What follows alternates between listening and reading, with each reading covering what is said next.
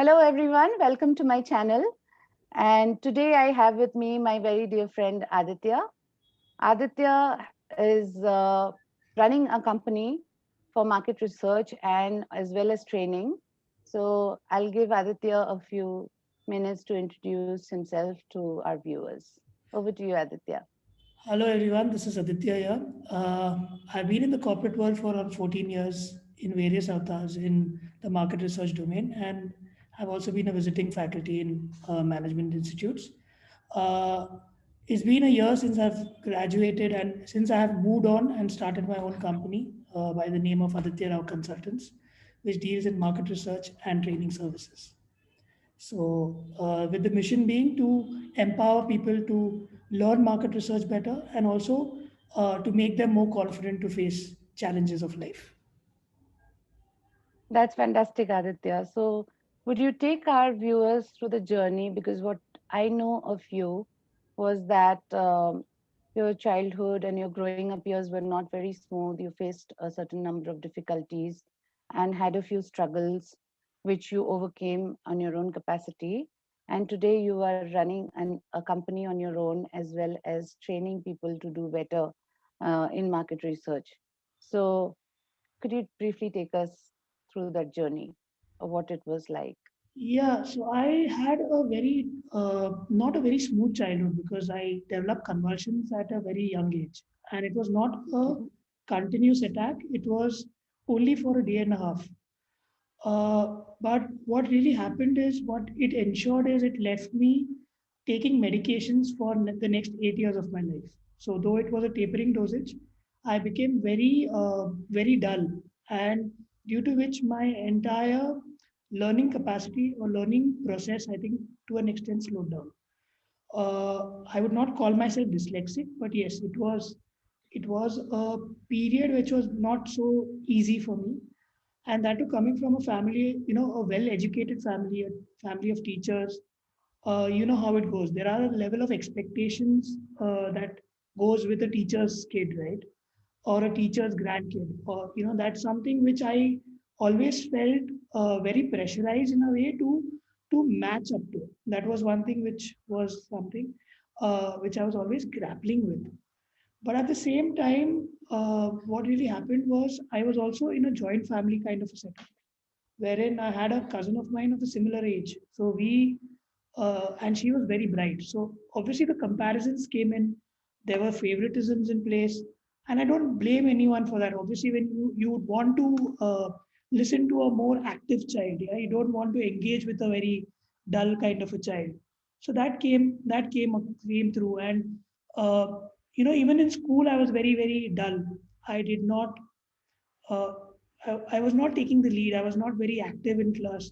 So teachers and all, they were not very fond of me.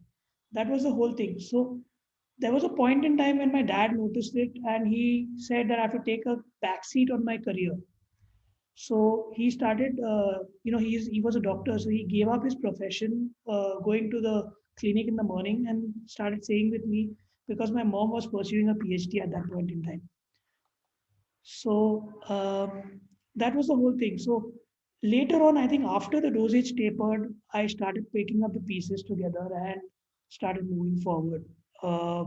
And I started getting a grip of life. So I started getting a grip of academics. I was doing well in school. So teachers started to take notice, and then it went further. But again, at critical junctures, I had some issues in with regards to health of my family members. So my mom is a cancer survivor, and that happened just before my boards. So it was a kind of a rude shock. Then my dad had a heart attack when I was doing when I just joined my MBA. So that again was a rude shock. My mom again went through an incident in front of our house wherein her throat was slit by a mugger, and that again was just before my boards. So all this actually made me really realize the value of life and made me a little more serious to focus on what I had to achieve, right? Uh, and again, after marriage, within a span of I think a year, before a year, my dad passed away. So it was all At critical junctures, there was a wake up call from life, which I had to, stand up on my feet and then say, no, I have to move forward, otherwise there's no backing out of this place. So yeah, that's the whole scene of life. And even after he passed away, even after my dad passed away, there was a lot of legal cases, legal hustles, which we needed to sort. So I think it took me around 4 5 years to get over it after that, and then things started falling in place. So it's been a struggle, but I think at the end of it, when I look back, I think it's been an enriching journey because I've learned a lot. I think failures teach you a lot more than success. So that's something which I've always learned. And success is only for your ego, right? It's a ego boost. But failures is something which is a check which keeps you always on your feet. So that's something which was very important for me. I think failure makes you ask questions, which leads you on a journey by itself and teaches you the things that probably we have come to the world to learn. Yes. So, very touching experience, and thank you, Aditya, for sharing that with all of us. Now, I just wanted to understand what was the underlying feeling. So, of course, you told us that you had faced challenges academically and then you were not the teacher's favorite. So, when you think back on your childhood, what is the one emotion which is the heaviest, let's say, and which has propelled you forward? I think one emotion which was very heavy was the I think it was of shame because people used to laugh at me and I didn't know why. So there were points in time wherein people used to laugh in the room and I used to start crying, and I was only 3 or 4 or 5. I did not know the reason for that, and that was something which I used to always infer that they are laughing at me. Even if it was a comedy scene going on TV and they were laughing out, that was one thing which was the biggest thing which stood by me. And yeah, it was also then later on that shame, I tried to collect the pieces up. And it was the thing of drive, I would say. It was about I wanted to achieve and I wanted to prove that I'm not as bad as they think. And I have the capability of standing up to, meet the people's expectations. So that was the whole thing. That shame got converted into this at a later date.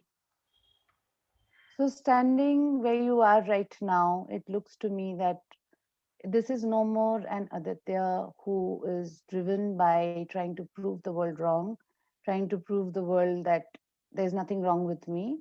And this is Aditya who is alive from within. It is no more of trying to shut other people up. It is more about your own voice coming out and loudly and resonating with other people just Yeah. because you have had so many strengthening experiences all over your childhood and young years, right? Yes. Um, awesome. So, how do you envision the world now, Aditya? Like, what is it that you would love to see So I people changing? So I would love to see people who are not waiting for things to happen. I think there are too many people who just sit quiet and say that jo chal raha hai chalne do. I mean, that's the whole attitude that people have, right? Let's Mm-hmm. just go with the flow. And that flow sometimes can be very detrimental to you. I think at times you need to stand up on your own feet and start doing things your way. Otherwise, the life will go as per other people's wishes and not according to you. So if it's your life, you need to be in the driver's seat. So I think it's all about I would like to see people who take decisions, stand up for themselves. It's no matter the gender, no matter the age, it's all about being yourself. It's all about knowing and having a conviction in what you're doing. And that's something which is very important for me. So, for people who are just beginning life and beginning life at a disadvantage, let's say, whatever it could be, difficult family life during childhood, or just that they are different in some form or the other and being laughed at or bullied during their childhood or growing up, shaping years, right? Where should they start? like when they're starting on their journey, obviously they have their confidence is hit, it's at an all-time low, they don't have direction. How would you advise such people, let's say people who have just come out of the teenage and their entire life is standing in front of them, if they were to make decisions now which would impact their entire lives ahead, how are they supposed to do it? What is the one advice that you would give? Okay, the first advice is to first accept the situation. The first Hmm. thing is when you accept the situation, I think half the battle is done. Then what happens is most of us try to run away from it. The more you put things under the carpet, the more unstable it becomes, right? You're going to fall down any which ways. So once you accept the situation, then you can know what are the choices that you have. And there's no point in, getting anxious about it. It's just a part of life. We need to accept it, and then maybe talk to people around, because what happens is when you're in a state of you're very happy or very sad or very angry, you should not take decisions, because you end up doing things which you should not. So rather than that, Emotional. yeah, it's a very emotional state. So I would advise Hmm. that you should take a step back, let the day pass. First of all, accept the situation. Then the next day onwards, start thinking of what we need to do. Like when people used to laugh at me, I'll tell you my example. I used to shudder when I used to talk on the stage. I used to never, till a certain age, I used to perform on stage. I used to be a dancer, or there were plays. I used to be the sidekick. I should not be the main Okay. protagonist kind of Hmm. thing, but I should be the sidekick. But then after a certain point in time, I still felt very scared, if I may use the word, to go on stage and talk in front of people. The only way Hmm. I overcome it for myself was I accepted the situation that this is what I have to do and this is what I have to correct. And I locked myself in the bathroom or my room. I stood in front of the mirror and I started observing what I was doing if I was just reading out a newspaper to me, to just myself, one article or one passage. And that's when I started realizing what are the mistakes I'm making.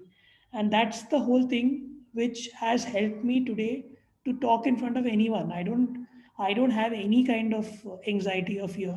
Yes, thoda bahut to hota hai when you're starting something new. That little bit of anxiety is good, or anxiousness is good, but I won't say that doesn't exist. But at the end of it, I'm very pretty much confident and stable in that sense.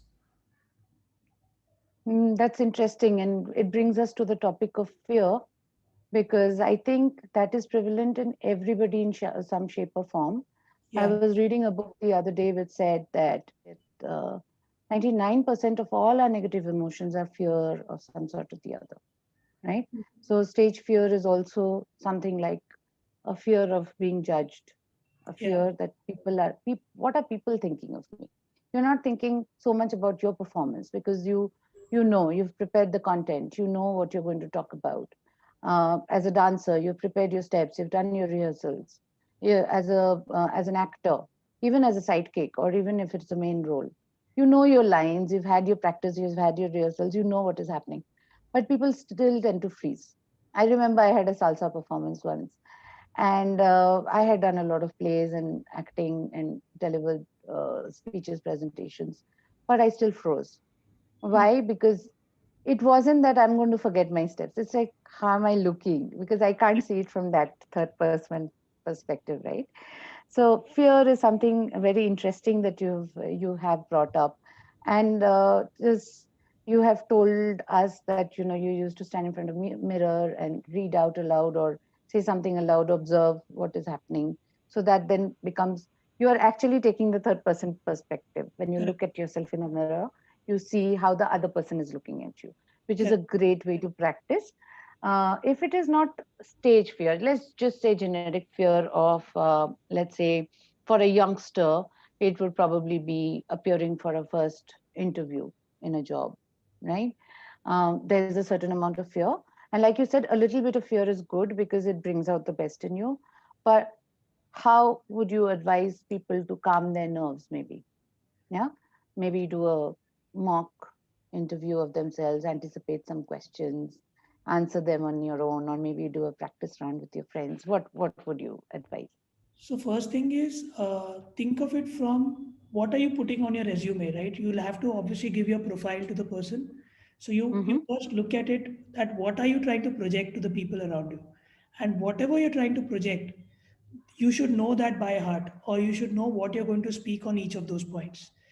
I think what is important when you're appearing for an interview is, first, one step I would always do is I would visualize, saying that what should be the outcome of it. Just think of it once, and to get that outcome, I start putting one the step by step process. So I do the rigor of going through the entire thing that I've written or what I'm going to say, go word by word, line by line of what the person could think, and that's how I have learned my skills of bettering myself at an interview.